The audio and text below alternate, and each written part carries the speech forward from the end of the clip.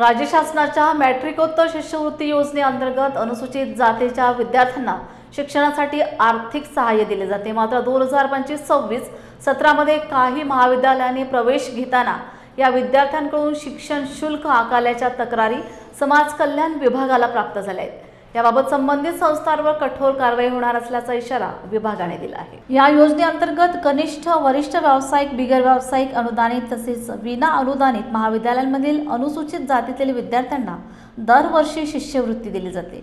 नागपूर विभागात दरवर्षी सुमारे 70,000 विद्यार्थी या योजनेचा लाभ घेतात। शासन निर्णयानुसार या पात्र विद्यार्थ्यांकडून कोणतेही शुल्क आकारू नये असा स्पष्ट आदेश आहे। महाडीबीटी प्रणालीद्वारे विद्यार्थ्यांना शिष्यवृत्ती थेट त्यांच्या बँक खात्यात मिळते। यामुळे आर्थिक व्यवहार पारदर्शकपणे होतात आणि विद्यार्थ्यांना वेळेत मदत पोहोचते। परंतु काही संस्थांनी या प्रक्रियेला बगल देत शुल्क मागितल्याचे निदर्शनास आल्याने ही परिस्थिती गंभीर मानली जाते। या पार्श्वभूमीवर समाज कल्याण विभाग नागपूरचे प्रादेशिक उपायुक्त प्रसाद कुलकर्णी यांनी विभागातील सर्व महाविद्यालयांना इशारा दिला आहे। अनुसूचित जातीच्या विद्यार्थ्यांना मोफत शिक्षण देण्याबाबत शासनाचं धोरण आहे।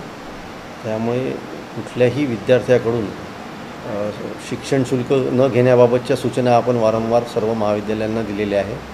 तरी पण काही महाविद्यालयांकडून शिक्षण शुल्क आकारले जाते किंवा काही प्रमाणात पैसे आकारले जातात याबाबतच्या तक्रारी या कार्यालयास प्राप्त होत असतात।